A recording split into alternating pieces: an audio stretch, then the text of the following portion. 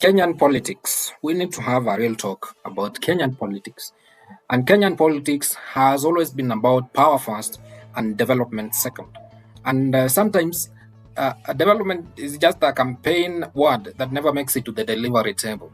And let's be honest, in this country, politics is not just public service. It's a ladder to influence. It's a gateway to reward. It's the fastest path to personal elevation. It's a launchpad to business empires. It's occasionally a tool to transform society. And the system is built in a way where whoever controls power controls the economy. And this is why elections feel like startups pitching to $1 billion investors because now everyone is fighting for the next round of funding. Okay, and when we talk about power and influence in Kenya, power is everything. Power is currency, and you might not have money, but if you have political influence, the money will find you. Appointments, tenders, contracts, they orbit around power like planets around the sun. And that's why politics gets competitive real fast. Because losing means you're not just out of office, you become irrelevant. You are out of relevance. Okay.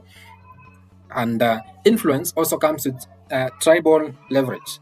Okay, as you all know, Kenyan politics is built around tribes.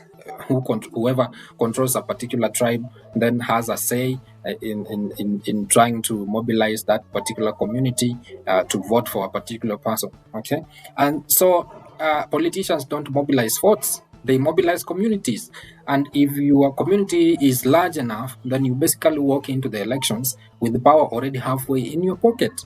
And when we talk about the reward and self-gain, let's not pretend the political class doesn't join the battlefield to earn a minimum wage. There is serious ROI mentality in Kenyan politics.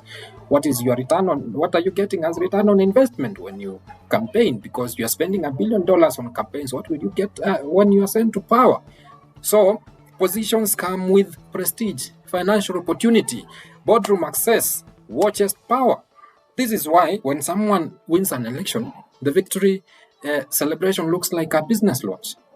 When they lose, the press conferences sound like bankruptcy declarations. And people join politics not just to change the country, but because politics in Kenya has become the most lucrative entrepreneurship model ever created.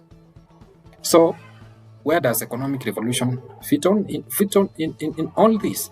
And here is the twist. For the first time in a very long time, the country is being forced into economic reality, and that is heavy. Taxation pressure is heavy, and it's real. Unemployment is so high among the youth, especially those who are graduating from universities. The cost of living is annoying, and Kenyans are openly asking, okay, all this politics, but where is the development? Where is it? This has shifted the conversation, and the new battlefield is economic revolution.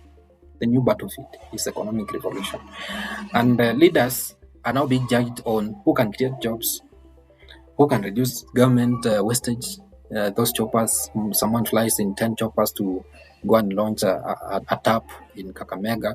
Someone takes up 70 people of his staff to Uganda to benchmark a honey harvesting project. So people are really asking, who can reduce government wastage? Who can unlock business growth? Who can stabilize the currency? Because as you all know, the currency, in fact, the Kenyan shillings against the dollar, it's bad. It's bad. It's bad. It has come down from 160 to around 130, but it has to go down. Yes, further down. Then we also ask, who can shift Kenya from consumption to production? Because we need production industry sector. We can't just be consuming without producing. We have to produce. Because if we keep on producing we're consuming what other people are producing, then as a country, we are headed in the wrong direction. And in short, the political season of big promise and hype, and it is slowly being replaced by a season of receipts, KPIs, and results. People want results. People want results. Seriously, people want results. There's a new generation that is watching, and these youth aren't clapping for vibes anymore. I'm a youth. We are not clapping for vibes anymore. We are tired.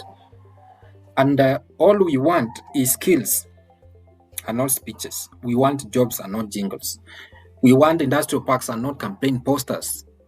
Left, right, and center. Campaign posters. We don't need that. We want policies that make business easier and not taxes that choke SMEs. Because opening a business in Kenya is one thing, but surviving, ensuring that the business survives, the harsh taxes that have been imposed on us, on businesses by the government, it is hard, it is difficult. And so a politician in 2025 who does not understand economic reform is like a cell phone without service. It's basically useless. And so as we talk about all this, where do we project Kenya could go next? If leaders start treating power as a responsibility, influence as a service, reward as a result of performance, and self-gain as a secondary bonus, then Kenya could easily become East Africa's manufacturing king. And turn agriculture into wealth for farmers, expand beyond fintech and mobile money, build a youth-driven innovation economy, and reduce debt pressure and create local wealth. Because the truth is, Kenya has the potential, talent, and hunger for transformation. What we need is leadership that is not scared of big decisions.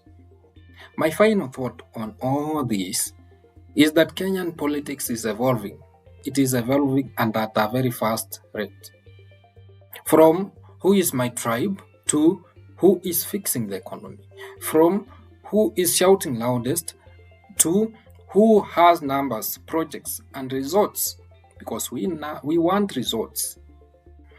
It's messy, it's noisy, it's dramatic, but it might be the beginning of the most important political shift in our lifetime. And honestly, it's about time. Thank you very much.